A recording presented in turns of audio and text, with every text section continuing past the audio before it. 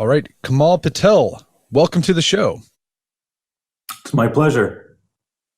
So you started a website and own a website called examine.com that basically just simplifies and really digs into the research out there about nutrition, supplements, etc., because it's super confusing to analyze these studies, figure out what they actually are saying so you can make good decisions. So it's one of my go-to sources whenever I'm thinking about, should I try this supplement? Does it actually do anything, or am I just peeing it away whenever I take it?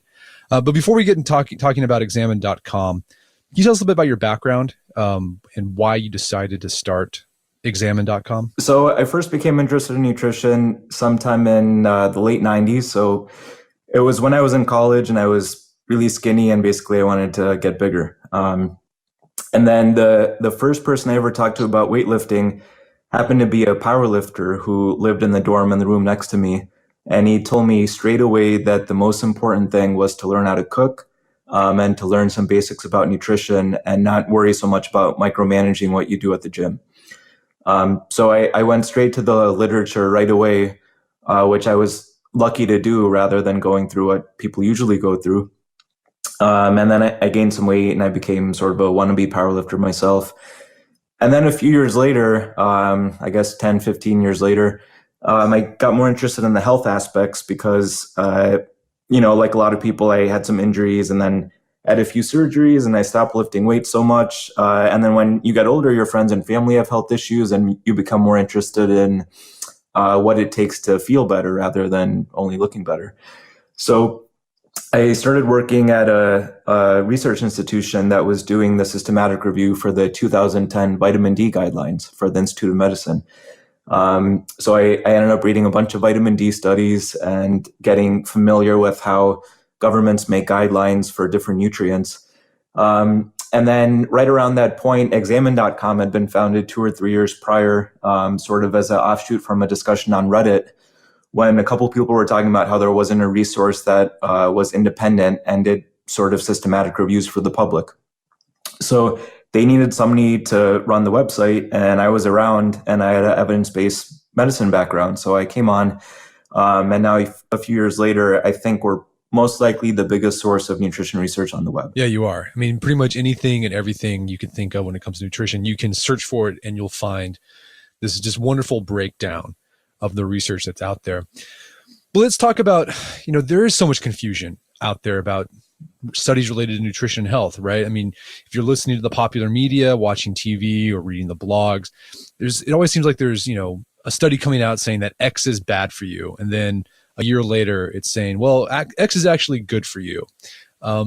What's going on there? Why does it seem there's so much contradictory information out there about nutrition? So this is a really good question, and it could probably be a podcast by itself. What a lot of people don't understand is that when you're doing research and then when you're synthesizing that research into reviews and meta-analyses, it's a lot different than what you see in the media. And it's not because the media is biased, although they sometimes are. And it's not because journalists are ignorant, because often nowadays either they learn stuff themselves or they have some science background.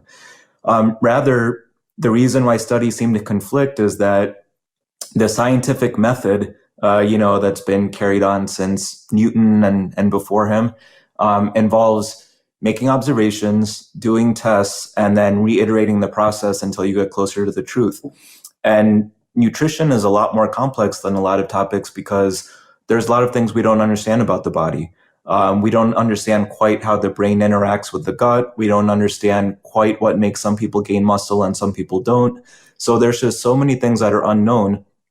And then when you do a clinical trial, when you do a controlled study, you're purposely holding as many factors controlled as you can so that you can study one particular thing, which is like, vitamin D in people with diabetes.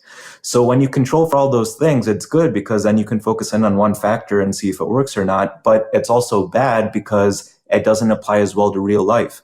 So then when you do another study in a slightly different set of people, and then you use a slightly different intervention, and then you introduce some other methodological differences and statistical differences as well, then you end up with different results. And then that's not to mention there's also ways that the research process is kind of flawed, because most studies that are published end up being studies that show some difference between placebo and the intervention. So if you do a study and there's no difference, you're less likely to get it published in a good journal. So when you take into account all these things, then things end up looking really confusing, because let's say saturated fat, for example. Saturated fat was demonized for decades, and then slowly it's been not as demonized, but then kind of it's tipping the other way. So some people end up eating sticks of butter or basically only meat because they want to only get saturated fat. So that's not so great, because everything in moderation is also really not good advice. Take that in moderation as well. But when you don't look at both sides of an issue, so the benefits and drawbacks of saturated fat, then you end up missing out that there are some safe and optimal doses for different nutrients. So there's always going to be studies that say that something's good for you, followed up by studies that say it's bad for you. So you really have to go look at the actual paper to see in what aspect it's good for you or bad for you, and in which sorts of people it's good and bad. Right. And I feel like also too, in the popular media, not necessarily like science writers, journalists, but, bloggers, etc., they'll just look at the conclusion of a study and say, well, yeah, it says it has beneficial aspects. But again, they don't take into account other factors. And so they'll see that conclusion, they'll just like write this, making this broad sweeping claim that, oh yeah, you need to do this because this one study said that it can have beneficial factors, but they didn't take into account the control or how narrow or refined the experiment was. Yeah, I can't blame people for doing that. So before I went to school for nutrition, I used to do the same thing. I would find an article on PubMed and say, oh, this isn't true because, a study showed that if you take BCAAs, then it does this. But then there's two levels of misinformation. One is that when you read the abstract, there's usually not a standard of sort of scientific integrity for the abstract. So they don't have to say what the major limitations of the study are in the abstract. They only get into that in the discussion. And oftentimes they even miss some of the ones that they don't want to say. And then the second thing is there's all kinds of pitfalls with the abstract. So let's say you compare vitamin D to placebo for muscle gain. And then in the abstract, you read that vitamin D increased muscle gain as verified by a DEXA scan after 8 weeks. And then you show somebody the study and you say, hey, vitamin D helps muscle gain. So that all is technically true. But if you read the actual paper, sometimes what happens is vitamin D increased muscle gain by like 2%. And then placebo increased muscle gain by 1%. So vitamin D significantly increased muscle gain from the 8-week period back to baseline compared to itself. But compared to placebo, it didn't significantly increase muscle gain because they both did. So the whole purpose of a placebo-controlled trial is to compare against placebo. But even, 60 years after evidence-based medicine really started getting going, there are still studies with abstracts that only talk about the intervention, not comparison to placebo. So that's the kind of thing that we look at. We try to make sure that people aren't duped by abstracts and by, articles about the abstracts. Right. I feel like, yeah, the abstract can really lead you astray because a lot of times that's all you have access to if you're just a layman, right? You can just see the abstract. You can't actually access the research or unless you have to pay for it. So you read the abstract and you're like, oh, that says that. I'm going to go with that. Yep. Yeah. So let's say if someone wants to take a look at these studies and actually examine them themselves, is there a sort of a mindset or sort of things that people should look for as they're reading the study so they're not led astray by the abstract or a conclusion in the study? Yeah, we have a short kind of study guide about studies on our website, but just to paraphrase some of the most important parts, most people who will look at a study kind of understand what significant means. And it basically means that, if you find that, again, let's say vitamin D, if you find that there's a significant difference between vitamin D and placebo, then that means that there's a low chance that the results of the study were random, just due to chance. And there's a higher probability that that difference between vitamin D and placebo is real. Now, the thing is, that's usually about as deep as people get. But what's really important to know is that the significance is not the most important part of the study. So what's really important is how sure are we of the results? And that's not just to do with significance, it's to do with a bunch of other parts of the study. So there's all these study quality metrics that like the Cochrane collaboration, which synthesizes studies, and some other organizations use. So when I used to work at that research center, some of the important things we would look at are not just what the result is. So vitamin D increased muscle gain by 2%, but rather what the confidence interval is. How confident are we, and what are the upper and lower bounds of how confident we are? So a confidence interval for that might say, this study showed that vitamin D increased muscle gain by 2%, but the upper and lower bounds is it could go up to 4% or it could go down to -1%. So you might think, if the lower bound is -1%, which means vitamin D could actually decrease muscle gain by 1%, what does that actually mean? What it usually means is that the study was in a small enough sample of people that were not very confident of the results. So if you did that study in 5,000 people rather than 30, then you would end up with a much narrower confidence interval, and you basically be much more confident in your result. And then other than the significance and the numbers themselves, there's a bunch of other things to look at. So when you do a study, then the so-called gold standard is a randomized controlled trial. But nowadays, people think in terms of meta-analyses and systematic reviews of studies. So there was a review about 2 years ago on vitamin D that was called an umbrella review, which is basically a meta-analysis of meta-analyses. So there's been so many studies on vitamin D now, and then meta-analyses looking at one specific topic. So, like the 20 different studies on vitamin D and blood pressure all get pooled together and looked at quantitatively, and that's one meta-analysis. So now there's so many of those meta-analyses that somebody went and looked at all the meta-analyses, and they said, this shows that there's actually not as much certainty about vitamin D benefits as we might have thought, so we might want to be more careful about recommending it. So there's all kinds of pros and cons to that. In my opinion, when you get so far away from the data itself, doing a review of reviews, then you lose some of the, forest for the trees. Vitamin D is a hormone precursor, and it makes sense. The mechanistics make sense for a bunch of different outcomes. So I think it doesn't really matter sometimes what all the studies say, but rather what the best studies say combined with whether it makes sense or not. So there's just a lot of things to look at for the average person looking at a study. And really you just have to read up and practice looking at studies and find out more and more. Yeah. And one thing that I've learned over the years doing, writing content for the Art of Manliness, based on scientific research, is also look at, what's the group that they're studying, right? For example, testosterone, like increasing your testosterone. Well, one study could say, well, if you do this one intervention, it showed an increase in testosterone levels, but then you have to look at, well, who are they studying? And oftentimes these great increase in testosterone levels were done on people who had just severely low testosterone, older men with diabetes, men who had some kind of health problem. It didn't cover just relatively healthy guys who were wanting to increase their testosterone.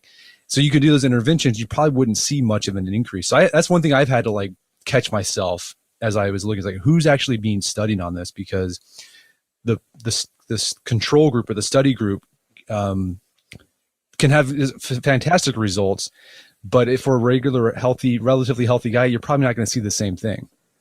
Yeah, it's funny you should mention that, because I just answered a question on our Facebook page. Somebody asked about this article we posted. So the study we posted showed that if you doubled your protein intake during a heavy calorie deficit, then you could lose a lot of fat and gain some muscle at the same time. So historically, people have thought you have to go on bulking and cutting cycles because you can't really do both at the same time. If you're in a calorie deficit, you're not going to gain muscle. If you're in excess of calories, you're not going to lose fat. And then people started periodizing their carbs around workouts or, other types of almost intermittent fasting type things. And then they found that you maybe sort of could. So in this study, it showed a pretty significant lean mass increase after cutting calories by 40%. So we made sure to say that this was an overweight men.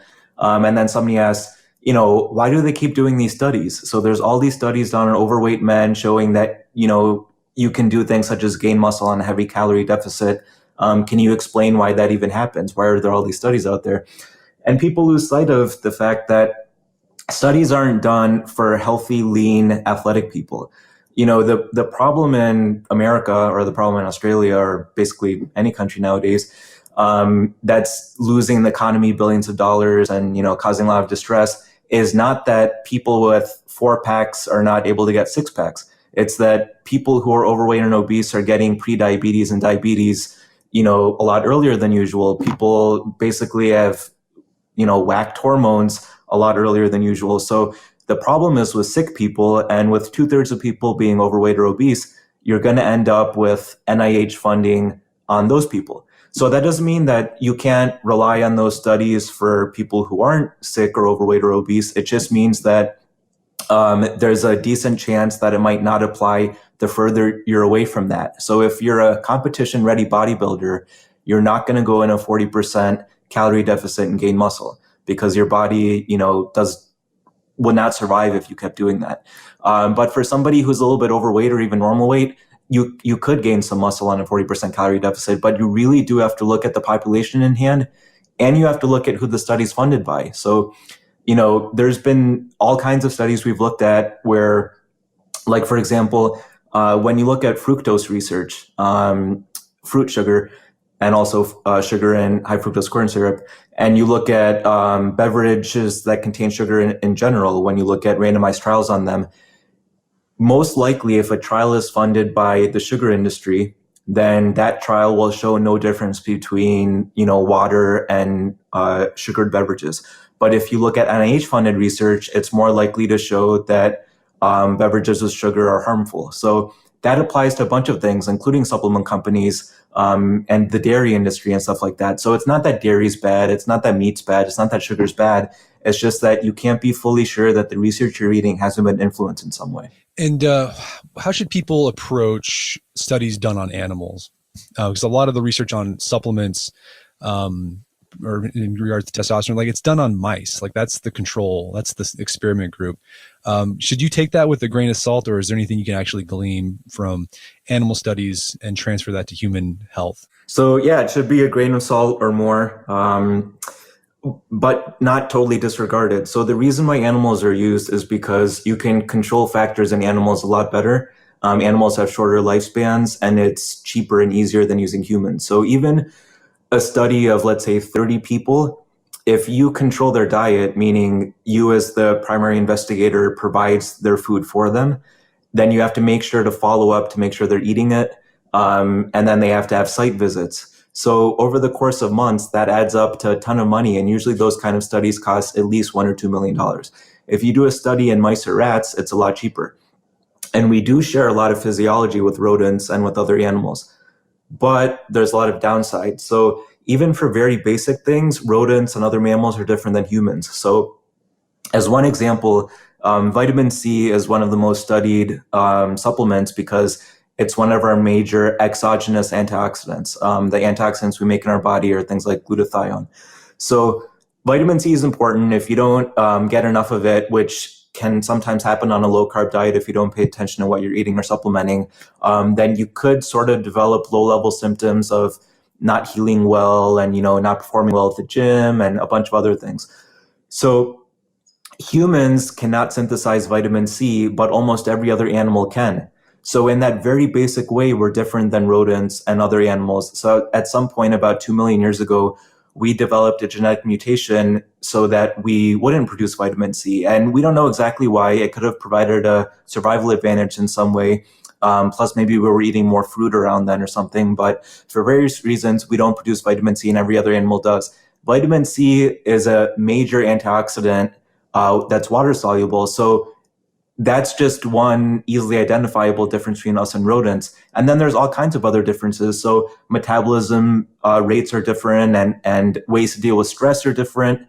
The organs are the same, but often hormonal communication is different. So yeah, you have to be very wary of when there's a rodent study done on vitamin or on testosterone, applying that to humans. Even, for example, like phytoestrogen studies. So we don't know exactly which dietary phytoestrogens are important and not important for humans to watch out for. So that applies to men or women. So for men trying to increase their testosterone or to prevent a decline, we don't know how much soy it takes. We don't know how much of other plants it takes to sort of disrupt our testosterone production because of constituents in them, because animal studies often don't translate to humans. And actually, the best way we know that is not through supplements, but through cancer drugs. So something like 70% of cancer drugs that work in rodents end up not working in humans for a wide variety of reasons. And then on the flip side, a lot of drugs that don't show side effects in rodents end up showing side effects in humans. So you can never be sure. It's mostly like observational cohort epidemiological evidence in humans can be used to generate hypotheses. In my view, rodent evidence should be used to generate hypotheses, not to directly apply it to somebody's life. So they could read the studies on their own with some of those guidelines. And again, we'll put a link to the site where you have that study guide where people can follow so they can do their own research. But they could also go to examine.com where this stuff has been synthesized for you. So in your work with examine.com, what do you think what are the biggest nutrition myths or supplement myths that you see being pushed over and over again? You keep getting questions asked about it. Are there any like that? Yeah, so most of the most important myths are blank is bad. So carbs are bad, fat is bad, meat is bad. I'd say those are the three main ones. So addressing them in order, carbs are obviously not bad. It's almost painfully obvious because observationally, some of the longest lived cultures in the world eat a lot of carbs. Our bodies do not run badly on carbs. There's no inherent reason why you would develop blood sugar dysregulation and diabetes from eating carbs. Diabetes can be a conglomeration of different things, such as eating an unhealthy diet that includes a lot of carbs, but carbs are not evil. And similarly, fat is not evil. So, there's pros and cons of each. The body develops adipose tissue in order to efficiently store extra calories. If we couldn't efficiently store extra calories, then we would die. There would be too much triglyceride in our blood.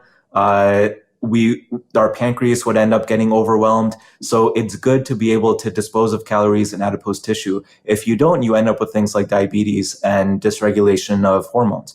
So the excess calories can be from fat or from sugar. So fat is very easy to overconsume, as is processed sugar, but things that contain carbs that are not processed are not easy to overeat. So you can't actually eat that much fruit if it's not processed, for example. So if you try to eat like 10 bananas or 15 apples or something, you have to really slog your way through that. And those contain all carbs, no fat.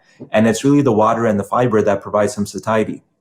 Similarly, fat is not bad, which I'm sure 99.9% of your podcast audience knows, but fat is also not inherently good. Isolated fat does usually not contain many nutrients. It's easy to overconsume fat. So I worked for a bit at an obesity clinic in Boston. And, when working with patients, then this isn't like random internet reading and seeing what works for you. When working with large swaths of patients, there's a lot of people who are overweight or obese who have certain foods that they can't get enough of, and they like binge eat at night. So peanut butter, chocolate, things with a lot of fat contain a lot of calories, as in a small amount of matter. So, and then there's other things like it's possible that if you eat a junk food diet that also contains a lot of fat, then there could be some issues for your gut. And that doesn't mean that sugar is cleared of that either, but there's just pros and cons of both. And then, meat is bad or meat is good is also not true. So there's some reasons why meat could potentially not be optimal certain types of meat in large doses, mostly processed meats. And that could be because of carcinogens in meat that's either cooked very well, almost burnt, or meat that's been preserved, or even eating a ton of meat that's not been preserved. For certain people could have issues like iron overload in people who have some susceptibility to that. Or I've often wondered, like for myself, there's a lot of things we don't know about the gut. And there's certain people who might have genetic differences in the way that they handle iron or handle other things from meat. And there are bacteria that, for example, could consume protein and amino acids. So there's just a lot of things we don't know. So I think having a diet that's almost only meat and no carbohydrate, it could potentially have long-term effects for certain people. So I think a safe diet is just a normal diet. It's anything that has a lot of food that looks like plants or animals. Whether it's beef or chicken or fish, or, normal lettuce or kale or quinoa or whatever, just as long as you're eating mostly normal food, then it usually works out. So anytime you completely eliminate something and you force your friends and family to do so as well, then I'd say that's the biggest and most harmful myth. So you're not a fan of like the paleo diet or stuff like that? Funny enough, I kind of came through the paleo sphere. I helped organize one of the first 2 or 3 paleo conferences, but what always got to me is that there's a lot of people who speak at those who are well versed and who are professors in different areas, and it's a very interesting topic to see how connected our diet is or should be to what people ate either 10,000 years ago, 5,000 years ago, or 100 years ago. But I think when people first get into the paleo diet, then they look at it in terms of specific rules. I have to eat meats, fruits, and vegetables, and I can't eat other stuff. I can't eat any added sugar. I can't eat legumes. I can't eat potatoes or white rice. There aren't a lot of good reasons why white rice would be harmful if you eat it in normal amounts. People in Japan eat a moderate to low amount of white rice almost every day, or in certain Asian countries. And those are some of the longest living cultures in the world. White potatoes, when paleo sort of first got popular, got demonized for a couple of reasons. One is that they contain a decent amount of carbohydrate, which is actually somewhat of misconstruing the nutrition facts, because if you eat a whole potato, it's got something like 25 grams of carbohydrate. But if you eat a whole potato, you're going to get fairly full because it has a lot of water and fiber as well. And for some reason, some people are okay with sweet potatoes, but not white potatoes, even though they both contain a similar amount of micronutrients. So there's a lot of reasons why those black and white rules, don't really pertain, but there are reasons why a paleo template works well for a lot of people. But I just think it's good to always take a step back and look in terms of, why am I implementing these rules instead of just what makes me feel good or feel bad. So someone's listening and say they want to lose weight. What's the key to that? Is there like a macro makeup they should shoot for, a calorie count they should shoot for? Any insight there? Yeah. So I always advise 2 different paths. So there was a time when I worked with a physician here in San Francisco who did a quantified self-tracking program with his patients. Half the patients were people with metabolic disorders or could develop them, and half the patients were former addicts, either drug addicts, smokers, or people who are addicted to food. So what I would say is after a session or 2, you would try to get to know the person and see, what their MO was, how they acted. If it was somebody who did really well with, when they find out something, they have to learn everything about it.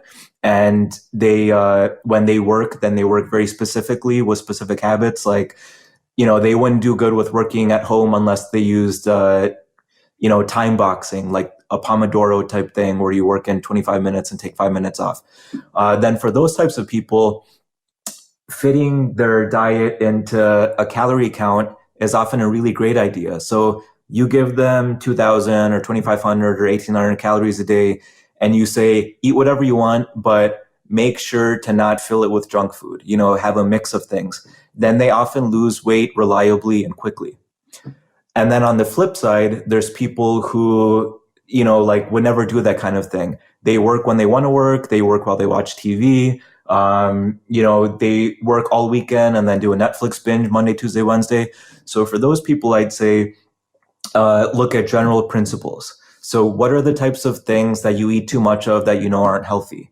So it could be obvious things like chips or cookies or something, or it could be something more sort of insidious, like I said before, peanut butter, or some people just eat a bunch of things that are healthy, but they eat too much of them. So like pho noodles can be very healthy, but some people just eat a ton of that. And then they get overweight over time just by eating a little too many calories every week over the course of years. So for those people, I'd say write down 2 or 3 things that seem to be important and then tick that off every day. So like today I did not binge on blank, or today I only ate from 12 p.m. to 12 p.m. to 8 p.m. and I didn't late night binge. And if you do that for a week and then you get used to it and you keep doing that, then you'll lose weight. And there's actually a third group, which I'd say is in the minority, and be careful with this. And I kind of fall into this. So people who do well with extremes. So, I like reading everything about stuff that I want to know about, kind of like the second group. And that's sort of why I'm at Examine. But when I did my first ketogenic diet, I think it was 1997, I was just learning about nutrition. I read Lyle McDonald's ketogenic diet, and I was like, I want to use this in my cutting cycle. And I did it, and I did it successfully. And then I was like, next time I want to do an even more extreme version. So I did a protein sparing modified fast. So I ate something like, 700 calories a day. So it was a slightly modified protein sparing modified fast. And I cut really well, and I got the leanest I've ever been. But I would not recommend that to 99.999% of people, because the major thing you want to do is make something sustainable. For myself, I knew that I could sustainably experiment with diets. But for most people, the sustainability is not with experimentation. It's with being healthy and losing weight, making sure you don't, collapse on the street because you didn't eat enough of a certain nutrient.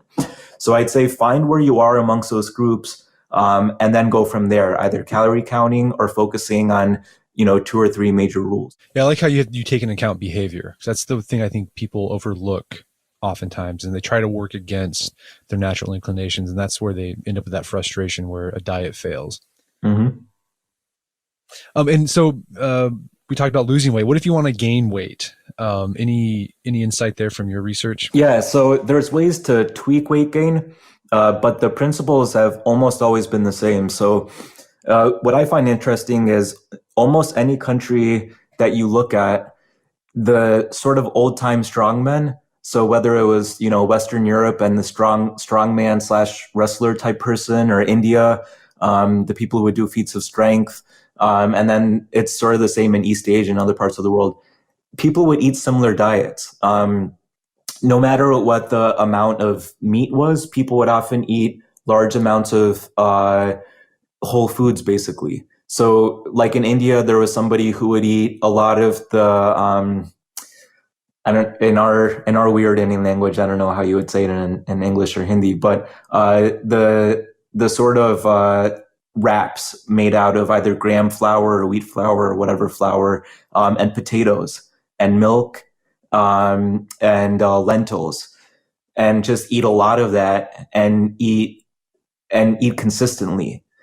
So in Western Europe, oftentimes people would eat a lot of potatoes and meat and milk.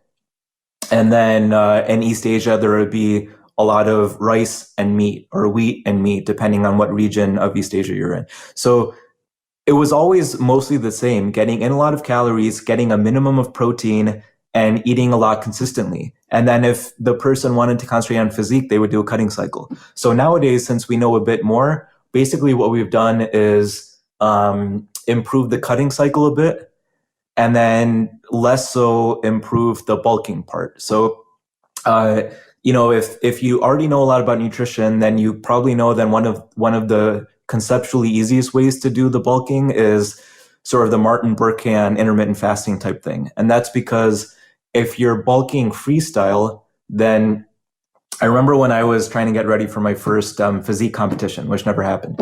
So I bulked without thinking twice about things and just ate a lot of everything.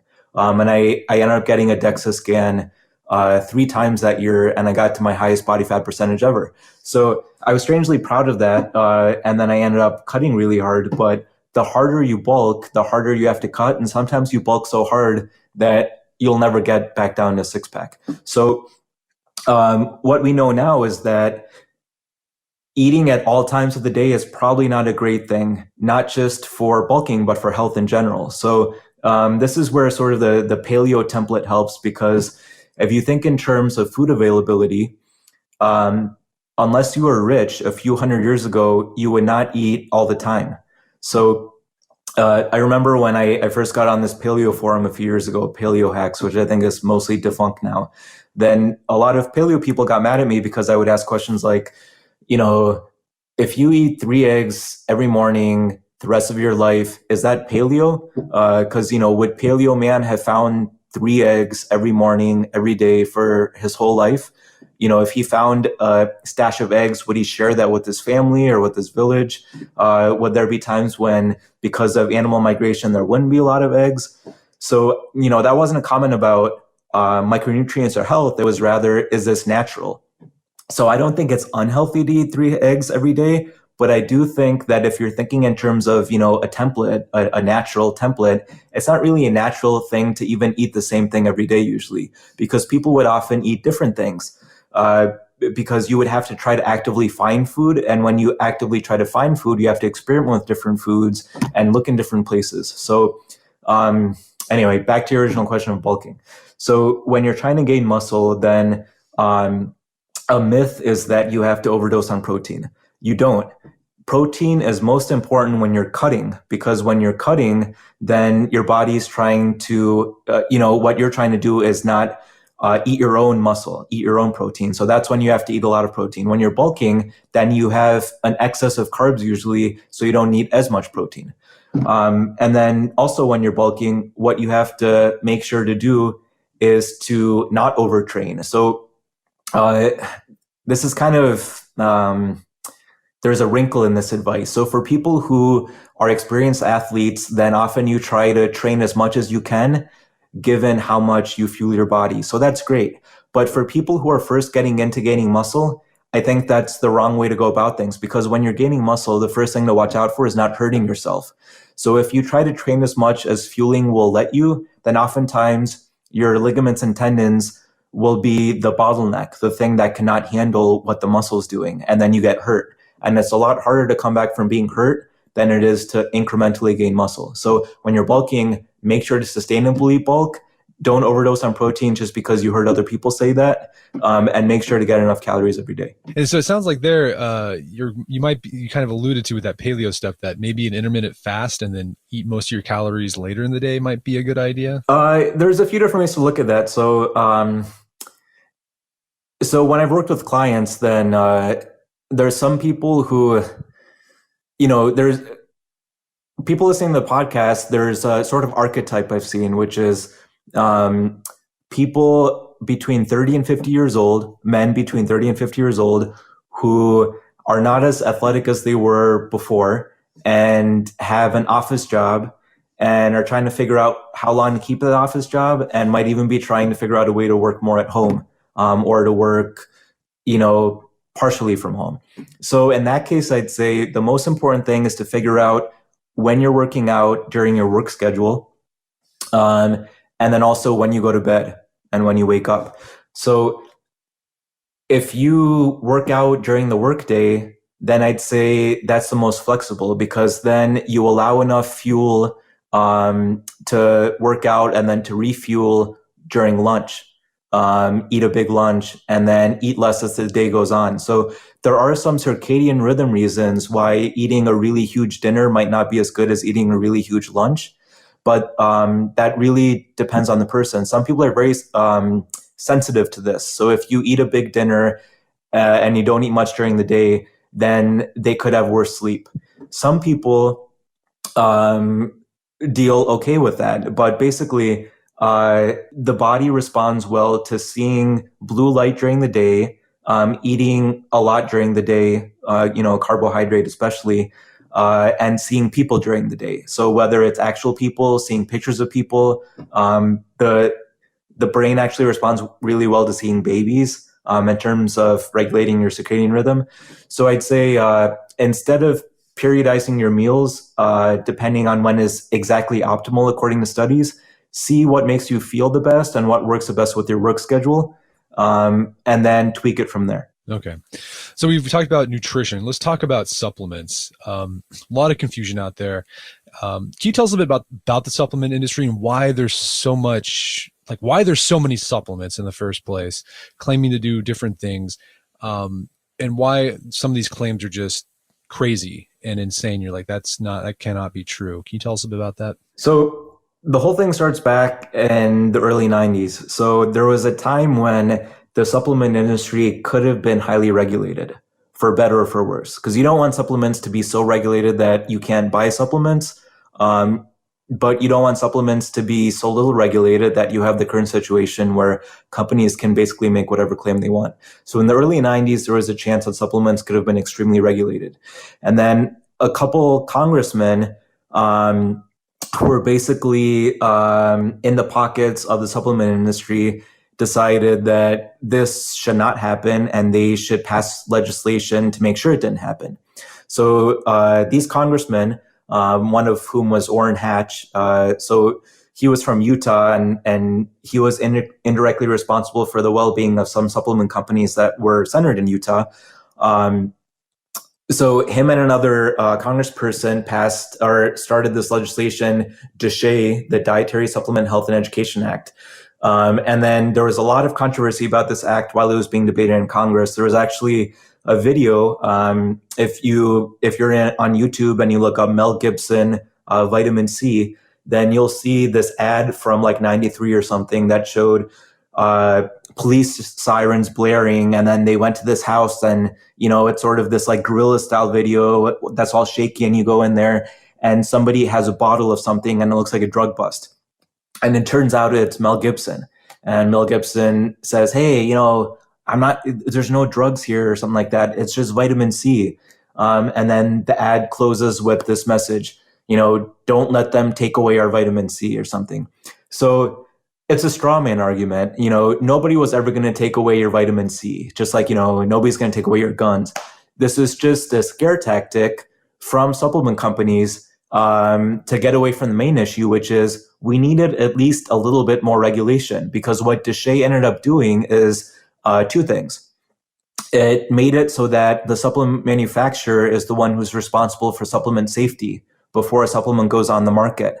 And then the FDA is only quote unquote responsible after unsafe supplements have been found and there's been, enough public outcry.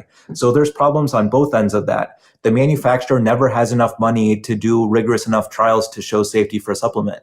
And then the FDA never has enough money to do post-market surveillance of a supplement. So when you combine those things, it means that there's basically no holds barred, Wild West, anything goes, and there's not enough tracking to show that supplements that are unsafe are actually unsafe. And then to compound that, there's this warning, the so-called quack Miranda warning. So the Miranda warning is when you get arrested, you have a right not to say anything. So it's basically, now that go ahead and say whatever you want.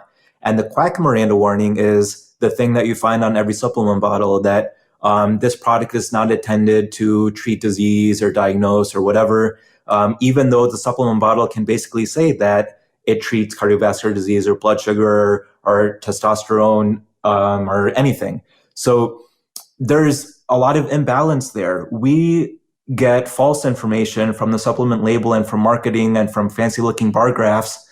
And then we buy stuff, and then there's Amazon reviews that, are sometimes influenced by people who get the product for free from the supplement manufacturer. And then we use things, and by that time it's too late. If there's one study that shows a lack of effect, it gets drowned out by a bunch of other studies that showed that there was some effect from a study design that was not optimal. So there's just a lot of things wrong, and it's basically why we exist at examine.com. Right. And with that lack of regulation, it's possible for a supplement company to say X is in this supplement, but there's actually not that supplement in that supplement, correct? Yeah, so we covered one of those in our research digest a few months ago. A type of bacteria, probiotic, bifidobacteria, is one of the biggest types of probiotics, along with lactose species. So, um, for the first time, a research group looked at some of the available bifidobacteria containing bottles, and they found that out of 17 that were tested, only one actually contained the strains on the bottle. The rest either didn't contain some of the strains or contained some extra strains. And that's not even talking about whether it met the label claims, like having 10 billion CFUs or having more or less. So it's a big problem, not just for probiotics, but for everything else. Like there's a researcher, Peter Cohen, um, who lives in Boston and does a lot of research with Harvard Medical School and some other institutions looking at supplements and what's in the bottle and what isn't. So sometimes it's not that important. So like for some random nutrient that doesn't have a lot of side effects at high dosages, it might not be important. But for some herb, if you take a lot of that herb over time, then you could run into trouble because anything that can have a positive effect oftentimes can have a negative effect. So, when you look at some registries, for example, liver side effects, oftentimes the culprits are like, somebody took this random herb for 6 months and then their liver shut down and it just kind of came out of nowhere. And it's because the liver has to detox. The reason why detox diets don't work is that the liver is a really robust organ. It doesn't need help. Actually, our body, our kidneys and liver and everything in general doesn't really need help as long as you eat a normal, healthy diet. But when you start introducing strange things into the body and you do it every day, that's where the liver runs into problems. And that's also where other organs can run into problems. So given that you don't have to provide safety information, you yourself have to do the research. So, I never take a supplement every day if I can help it. I only take a supplement if it's been extremely well studied or if I'm experimenting with it to see if it makes me feel better. I don't take a bucket list of supplements every day. I stopped that about 10 years ago, but before then, I would take everything that well-known websites said worked, and I would spend a lot of money every month. And then I just sort of had a realization one day. I was like, if it's not making me feel better and it's not extensively shown to make people healthier, then why am I wasting my money on it? So people have to make sure that they're not throwing their money away and they're not setting themselves up to go to the ICU and, get in trouble when they're in their 60s or something because their organs have been subject to weird herbs. Yeah, we actually had a guy on the podcast a while back ago. He was major league prospect and he was taking some supplement and he actually experienced liver failure. Oh, okay. And it just derailed baseball career. Really sad. So speaking of supplements, about, if you don't want to waste your money on supplements, are there supplements that people take regularly that actually aren't doing anything for them? Yeah. So the two categories that usually don't do anything is testosterone boosters and fat burners. So testosterone boosters, you personally know a lot about that, and you know that ways to be healthy often boost testosterone without involving a supplement. But the long and short of it is that a testosterone booster can do one of two things to make it seem like it's working. So it can either boost libido, which you might think would also mean it's boosting testosterone, but it isn't necessarily. And the second thing is it can boost testosterone maybe for 2 or 3 or 4 weeks and then go back to baseline or even lower. But usually testosterone boosting supplements don't boost testosterone. And the intuitive way to think about this is that if there was a testosterone booster that did reliably boost testosterone over the long run, then why would the testosterone pharmaceuticals do well at all? Because, you have to go to the doctor, convince them basically to prescribe you testosterone. If your testosterone isn't extremely low, go pick up the medication instead of just ordering it on Amazon. So it's kind of the argument people say, there's a cure for cancer. I'm sure of it. It's just pharmaceutical companies are blocking it so that they make a lot of money. There's a lot of things wrong with pharmaceutical companies, but that's not one of them. So there is no magic testosterone boosting supplement. There are ones that could help things related to libido and stuff, but there isn't anything that super reliably works. With fat burners, it's basically that the body doesn't like burning fat. Fat is a useful way to dispose of extra energy. It's a way to feed your body during times of famine, even if that never happens in industrialized societies. So to burn fat, you have to work hard at it. There are ways to somewhat support it sometimes, like green tea, and some people, especially overweight and obese people, could support it in a very minor extent. But 99% of fat burning supplements don't work. And oftentimes those are based on animal studies or flawed human studies. And then even some of the major supplements that people take, multivitamins, probiotics, fish oil, are often not working for them, even if they work for other people. So fish oil for some people could help. If you're older, if you've had a heart attack, if you have some markers of intermediate cardiovascular risk, then it could help. For a healthy person, fish oil often does not help. For somebody with major depressive disorder, it could help. For somebody who's looking to just make gains at the gym and read some random study, it won't help.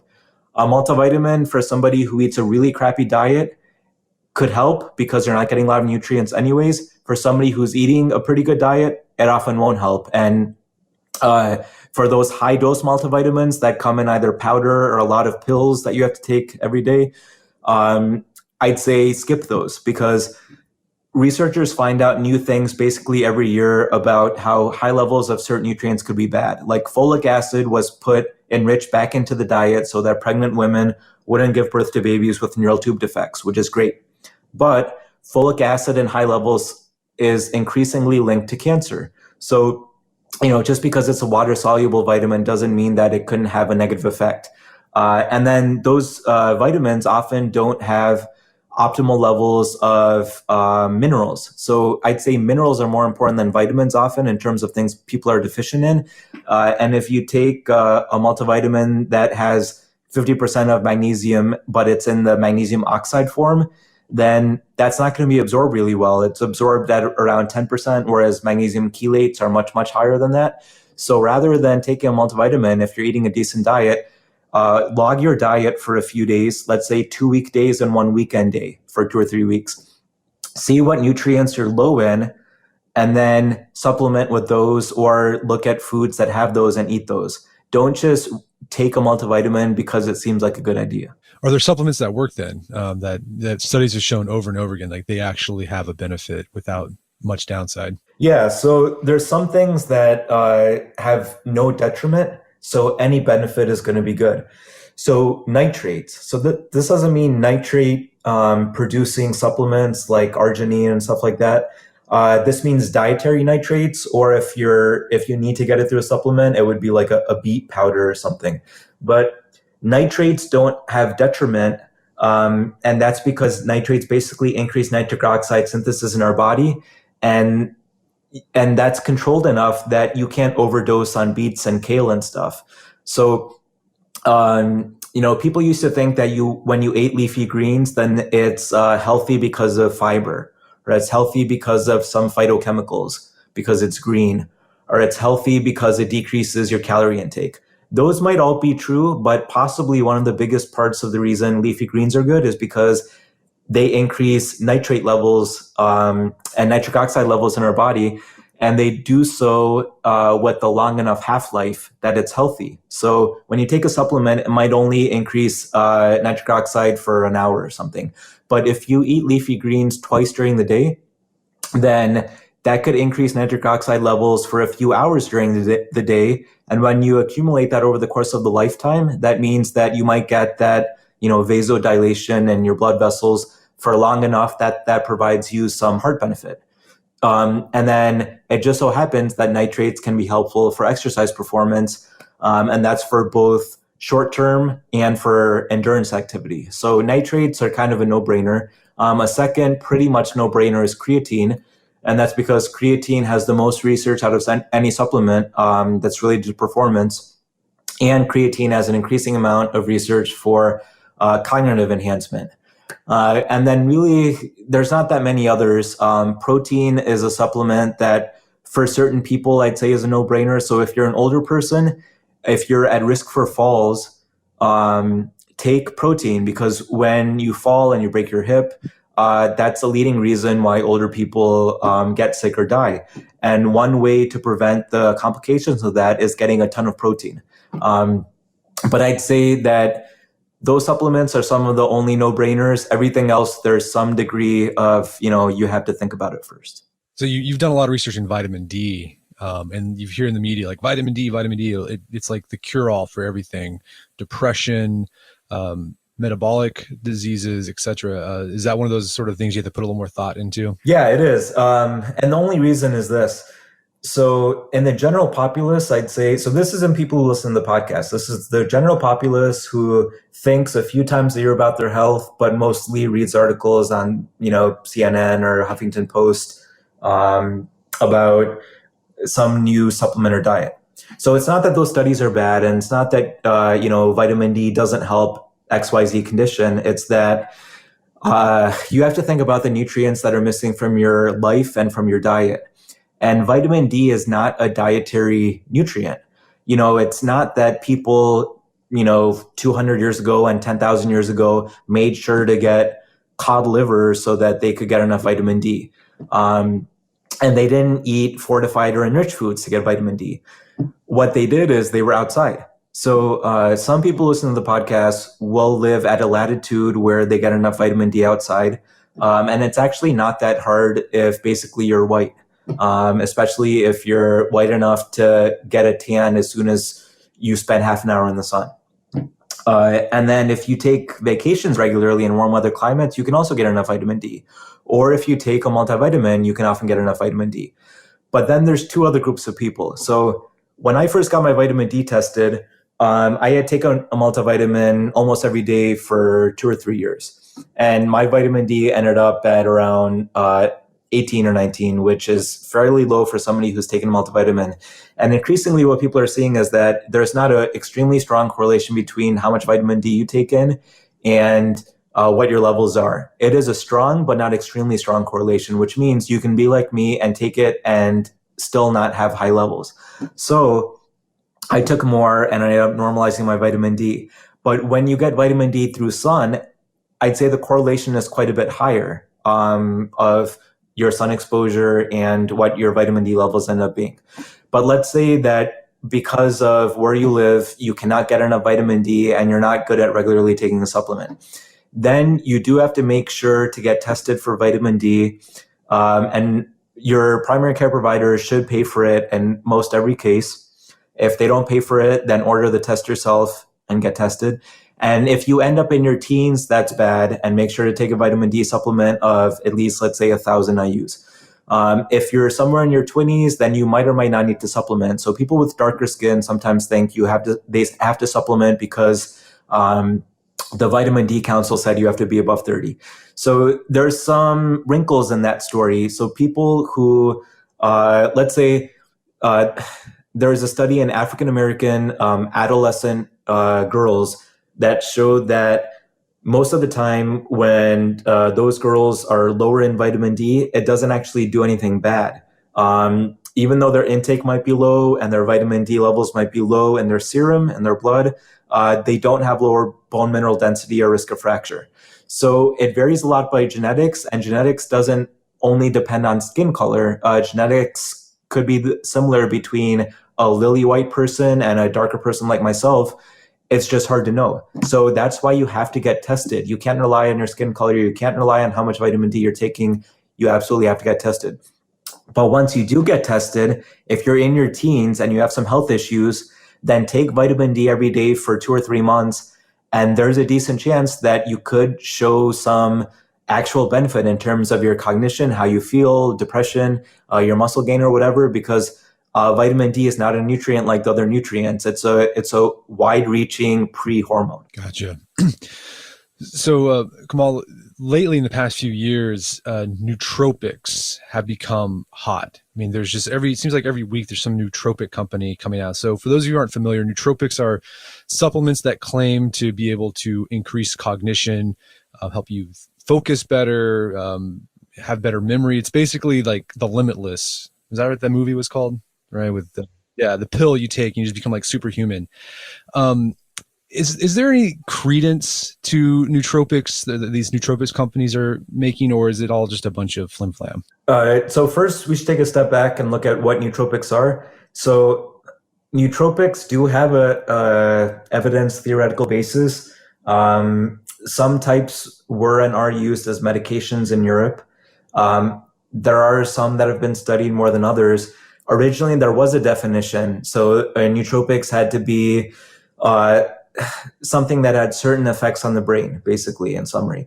But it was always a loose definition, and it's only gotten looser over time. The current definition is not that dissimilar to does something in the brain, often with cognition.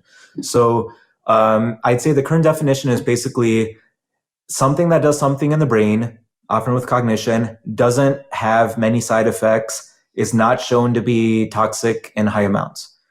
So in that definition, a ton of things apply to nootropics, not just the historically defined ones, like the paracetam and other similarly named nootropics. So if we look at all the cognitive enhancers in general, then it's virtually impossible to have a go-to nootropic. So your go-to muscle gain supplement might be creatine. Your go-to broad-reaching supplement for mood and other stuff might be vitamin D. Your go-to for like weird conditions might be vitamin C. Quick reason why is that, like I said before, we have to consume our vitamin C. Other animals can make theirs. When an animal that makes vitamin C is subject to a lot of physiological stress, they make a ton of vitamin C, like many, many grams. When humans are subject to a lot of stress, we eat less or we eat a lot of junk food and we don't get a lot of vitamin C. So counterproductive. There hasn't been a lot of studies on this, but most likely when we're under a lot of stress, we should get more vitamin C, because when you're not under a lot of stress and you take in a lot of vitamin C, then you get diarrhea. But when you're under a lot of stress and you're taking a lot of vitamin C, you don't get diarrhea. And it's because we use that vitamin C instead of having it mess with our guts and getting pooped out, or peed out rather. So vitamin C is, along with vitamin D and creatine, go-to supplements. There is no go-to nootropic. Even the most well-studied cognition enhancers work in far less than half of people. And oftentimes, like you said before, the studies that are done are on people who have some cognitive deficits, are ill in some manner, are older. I used to work with this research center on aging, and almost every study done on a supplement is done in older people when they show good results. The only sort of supplement that shows broadly good results in cognition amongst younger and older people is blueberry. And that's not really classified as a supplement, even though you can take blueberry powder. So I don't think nootropics are bunk. Back in the day when I would experiment more, I would cap my own nootropics, get a capping machine, buy the bulk powder, make my own. Because I'm crazy, I would even placebo control myself. I would take a batch, take another batch, and make them sugar powder in capsules or maltodextrin powder, and then see after 2 or 3 weeks what the effect was, and then unblind myself. Most non-crazy people won't do that, but that's really the only way to know if a hyped nootropic is doing anything, because you can take a supplement, and I've had a placebo effect myself when I took a generic medication and only later found out that generic medication is actually not as helpful as the normal medication. So in 99% of cases, the generic does as well as the normal medication, but there can be very slight differences in the generic medication, like the configuration of the molecules in the generic could make either greater side effects or less efficacy than medication. Only later did I find that I was probably overthinking things and thought that the medication provides some benefit, because the longer I took it, there wasn't any benefit anymore. So I'd say nootropics are the last thing you should look at. Look at diet, look at sleep, look at stress first, and then look at nootropics. Okay. Great advice. Well, Kamal, we really dug deep in this podcast, but there's so much more we could talk about. Where can people learn more about your work? So go to examine.com, send us a message. I read every message. If you want to talk to me or look at stuff I personally post, I'm at facebook.com/Miranda July. Long and stupid story why that's my Facebook address. But, I love talking to people interested in nutrition and health and lifestyle. Send us random studies. We love it. We like looking at new things. We like looking at even case studies. We're just a collection of people like you guys that like reading stuff. So, talk to us and we'll talk back. Awesome. Well, Kamal Patel, thank you so much for your time. It's been a pleasure. Yep. And have a good day. My guest today was Kamal Patel. He's the head researcher at examine.com. If you want to find out about any sort of supplement that you have a question about, whether it's effective or not, head over to examine.com, search for it, and you're going to get a very detailed analysis in plain language that'll tell you whether it works or not, all independently verified. They also have a lot of other great content just about nutrition and health in general, so check that out as well, examine.com. Also, check out our show notes at aom.is/examine, where you can find links to resources where you can delve deeper into this topic.